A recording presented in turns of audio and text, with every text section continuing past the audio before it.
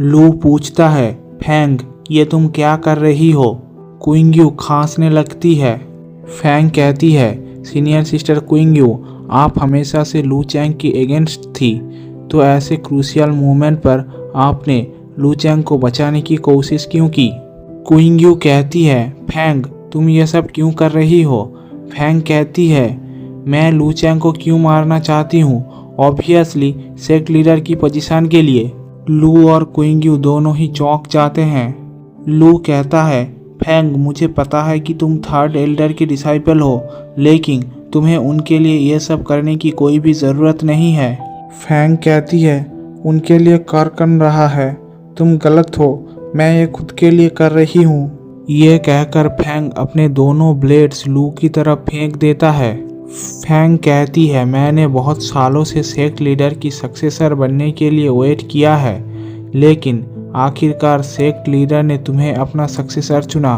पहले मैंने सोचा कि ये क्यों हुआ, सेक्ट लीडर ने तुम्हें अपना डिसाइपल क्यों चुना, पर जिस दिन सेक्ट लीडर लेवल अप होने में कामयाब हुए तब मुझे पता चल गया। लू फैंग की अटैक से बच जाता है और नीचे जाकर क्विंग को एक पेड़ से टिका देता है। वो कहता है, सीनियर सिस्टर क्विंग, आप अपनी इंजरी को थोड़ी देर के लिए प्रेस करके रखिए और यहाँ पर रेस्ट कीजिए। लू अपने हैमर को निकालते हुए फैंग की तरफ जाने लगता है। क्विंग कहती है, केयरफुल रहना। तभी फैंग अपने ब्लेड से लू के ऊपर अटैक कर देता है। लू अपने हैमर से उस अटैक को रोकने लगता है। फैंग कहती है, तुम बहुत ही एंग्शियस हो, शायद से मैंने तुम्हारे सीक्रेट के बारे में सही ही कहा है। तभी फैंग अपनी ब्लेड घुमाती है और लू को नीचे की तरफ फेंक देती है। लू कहता है, तुम्हारा कल्टीवेशन ये तो फाउंडेशन लेवल के एडवांस स्टेज पे है। फैंग कहती है, सही कहा तुमने, इन सब का कारण भी तुम ही हो। मैंने सोचा था जब सेक्ट लीडर लेवल अप होकर यहाँ से चले जाएंगे तो मैं सेक्ट लीडर बन जाऊंगी, लेकिन तुम बीच में आ गए। आज मैं तुम्हें यहीं पर मार डालूंगी। ये कहकर फैंग बहुत सारे अटैक्स लू पर कर देता है। लू अपने हैमर के ड्रैगन को एक्टिवेट करता है और वो हैमर फैंग की तरफ फेंक देता है।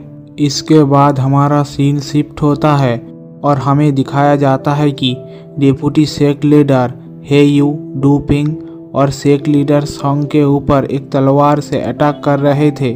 तभी वहां पर एक धमाका होता है और डिप्टी सेक्ट लीडर हाँफने लगते हैं। हेयू सबसे कहता है, उस सीक्रेट टेक्निक की वजह से इसका स्ट्रेंथ कुछ देर के लिए बढ़ गया था, लेकिन अब इसका बॉडी इसका साथ नहीं दे रहा है, अभी इसे मार डालो।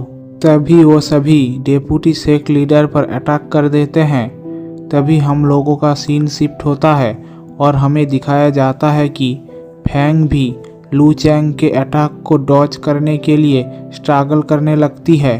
फैंग थोड़ा पीछे हटते हुए कहती है, ये कैसे हो सकता है, तुम फाउंडेशन लेवल के अर्ली स्टेज में हो, फिर भी मेरे पास कोई भी एडवांटेजेस नहीं है। लू अपने हथौड़े को वापस लेते हुए कहता है, फैंग मैंने हमेशा से तुम्हें अपना जूनियर सिस्टर ही माना है, लेकिन तुम आस्तीन में रहने वाली एक नागिन निकली।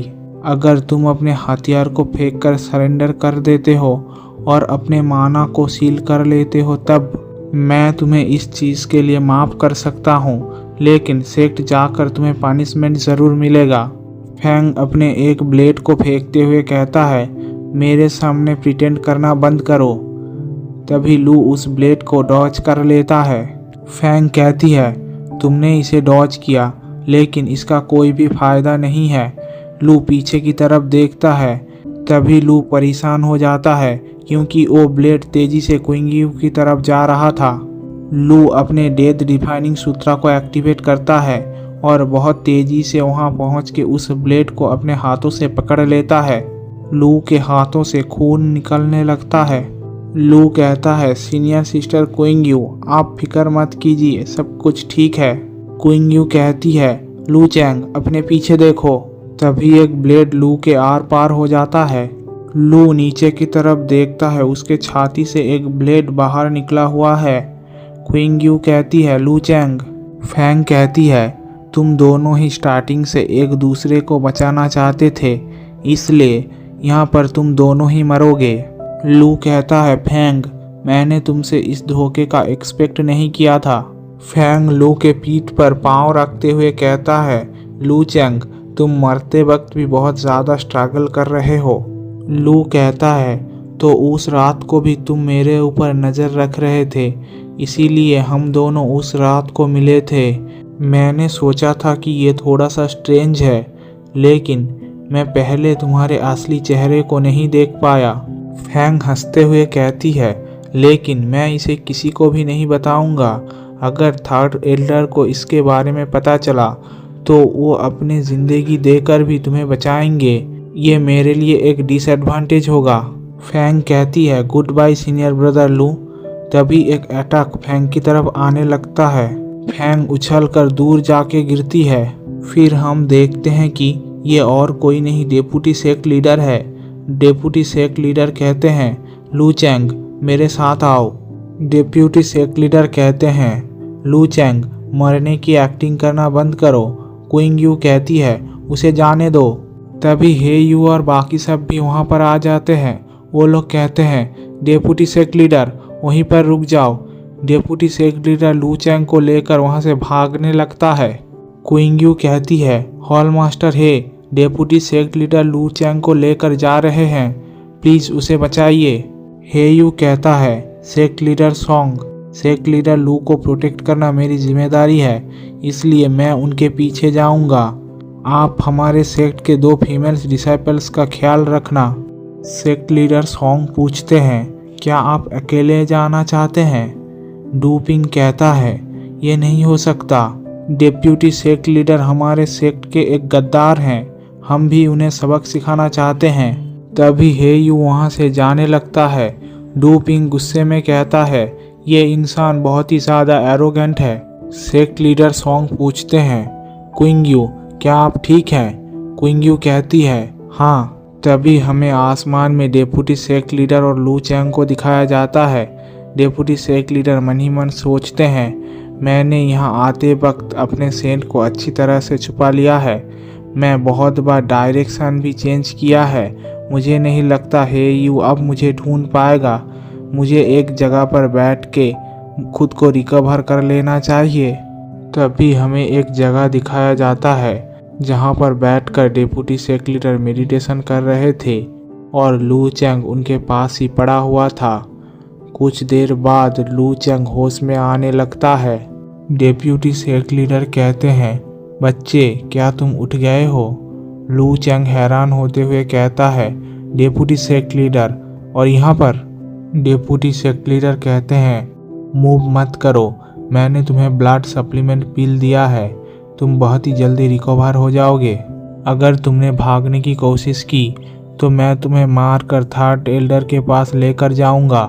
लू मन ही मन सोचता है, लगता है डेप्यूटी सेक्ट लीडर मुझे मारना नहीं चाहते, ये हे यू से डरते हैं, इसीलिए ये मुझे होस्टेज बनाकर रखना चाहते हैं।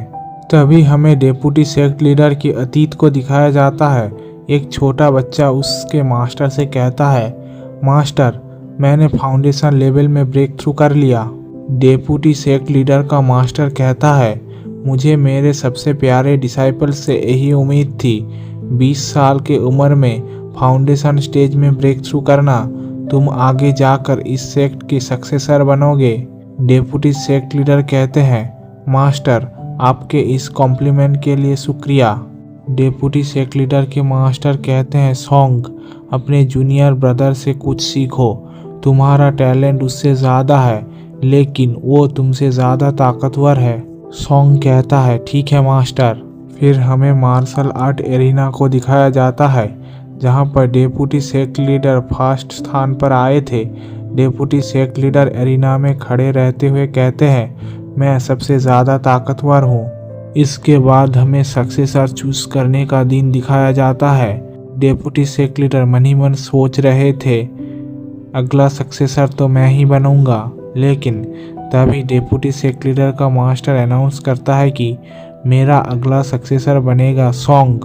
डेप्यूटी सेक्ट लीडर मन ही मन सोचते हैं, मेरा एफर्ट नेचुरल टैलेंट के सामने हार गया, लेकिन आज मैं नहीं हारूंगा। डेप्यूटी सेक्ट लीडर मन ही मन सोचते हैं, मैं इस लड़के को थर्ड एल्डर को सौंप कर मैं अपना पोजीशन वापस हासिल कर लूँगा। तभी डेप्यूटी सेक्ट लीडर के सर के ऊपर एक पंछी को दिखाया जाता है, जिसके ऊपर एक लड़की खड़ी हुई थी। डेप्यूटी सेक्ट लीडर कहता है, ये तो एक लेवल 4 का बीस्ट है, ये कम से कम नैनसेंट सोल लेवल का तो होगा ही। लू हैरान होते हुए कहता है, हमारे ऊपर भी कोई है। वो लड़की पूछती है, क्या तुम ही वांतियन सेक्ट के नए सेक्ट लीडर लू चैंग हो? लू हैरान हो जाता है।